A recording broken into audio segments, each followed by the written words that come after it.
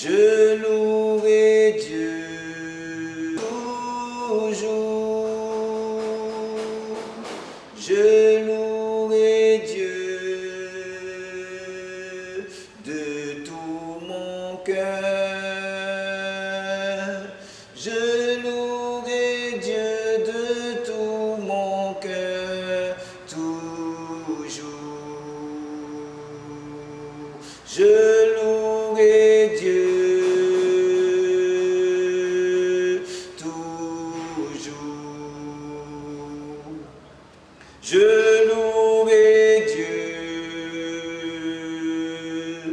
toujours. Je louerai Dieu de tout mon cœur. Je louerai Dieu de tout mon cœur toujours. Alléluia, mon Dieu est bon. Alléluia, mon Dieu est bon. Il est bon pour moi. Alléluia, mon Dieu est bon. Alléluia, mon Dieu est bon. Alléluia, mon Dieu est bon. Il est bon pour moi. Je bénirai son Saint-Nom. Oh, je bénirai Jésus. Je publierai sa grandeur.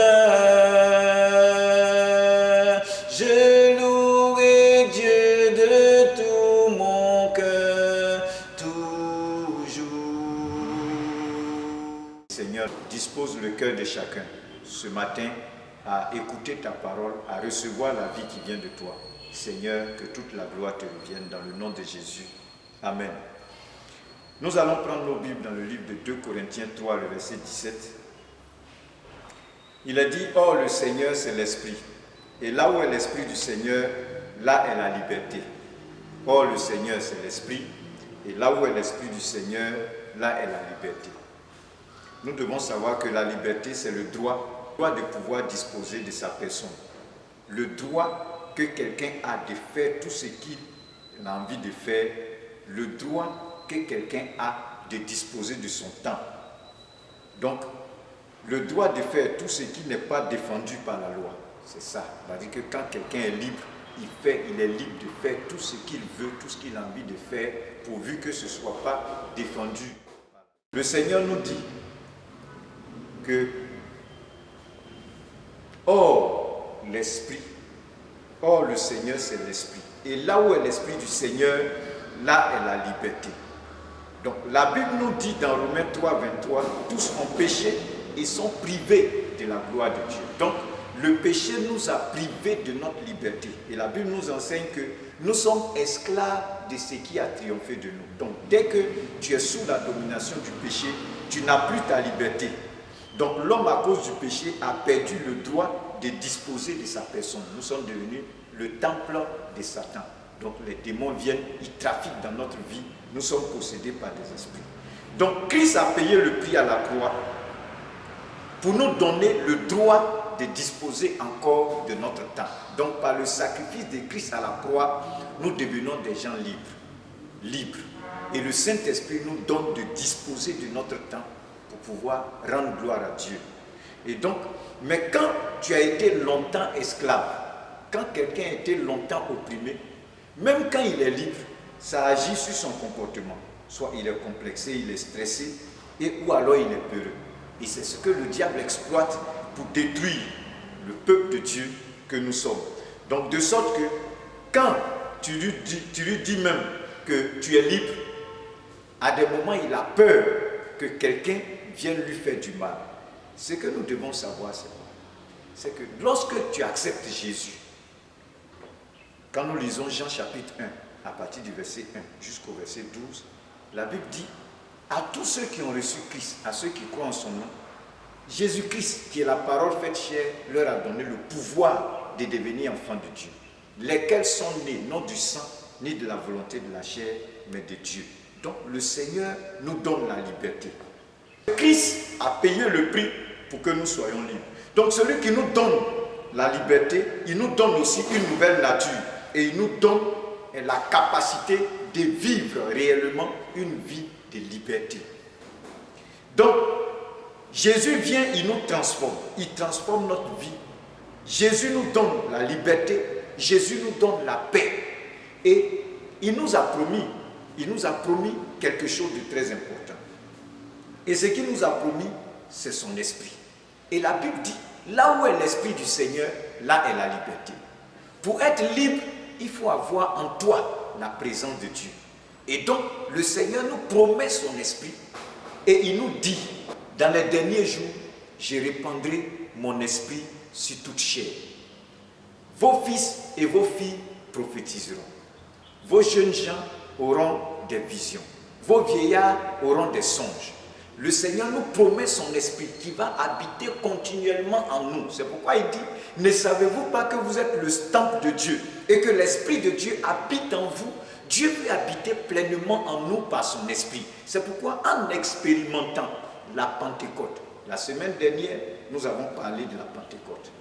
Nous avons parlé de la Pentecôte et nous sommes en train d'avancer progressivement vers la Pentecôte.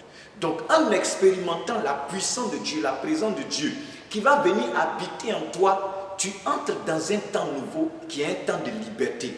Et je voudrais exhorter chacun aujourd'hui, ce matin, à savoir que le Saint-Esprit vient habiter en nous pour nous donner la liberté. Or, le Seigneur, c'est l'Esprit. Le Saint-Esprit, ce n'est pas une énergie quelque part, ce n'est pas une puissance qui est quelque part, c'est Dieu qui vient habiter en nous. Le Seigneur, c'est l'Esprit. Et là où il habite, là est la liberté. Là où le Seigneur habite, là aussi est la liberté. Gloire à Jésus. Donc, les disciples avaient compris ça. Là, Jésus leur a dit d'attendre la promesse qui allait s'accomplir. Ils ont attendu. Ils ont commencé à prier le Seigneur. Et la Bible dit, le jour de la Pentecôte, la promesse du Seigneur s'est accomplie. Et après la Pentecôte, la peur de Satan est partie. Le stress est parti. Bien-aimé, je voudrais que tu comprennes cela. Le Seigneur veut venir habiter en toi pour que tu sois libre. Il y a un géant qui est devant nous. La Bible nous dit dans le livre de Proverbes que le paresseux dit il y a un lion dehors. Mais nous devons comprendre qu'il y a toujours un lion dehors. Satan, la Bible dit, Satan rôde comme un lion rugissant. C'est un lion, c'est un destructeur. Il est dehors, il nous attend, il est aux aguets. Mais celui qui va l'affronter, c'est celui qui est rempli du Saint-Esprit. Parce que celui qui est rempli du Saint-Esprit n'a pas peur d'affronter les puissants des ténèbres parce que le Seigneur lui fait comprendre qui il est réellement.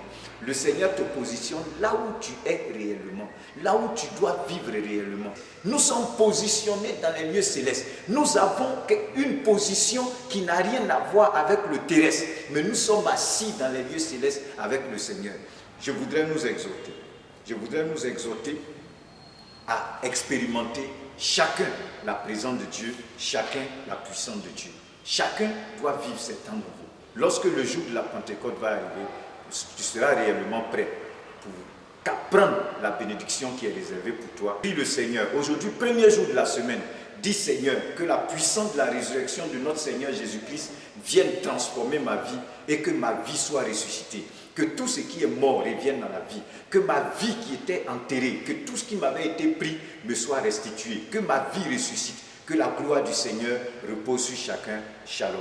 Que Dieu nous bénisse.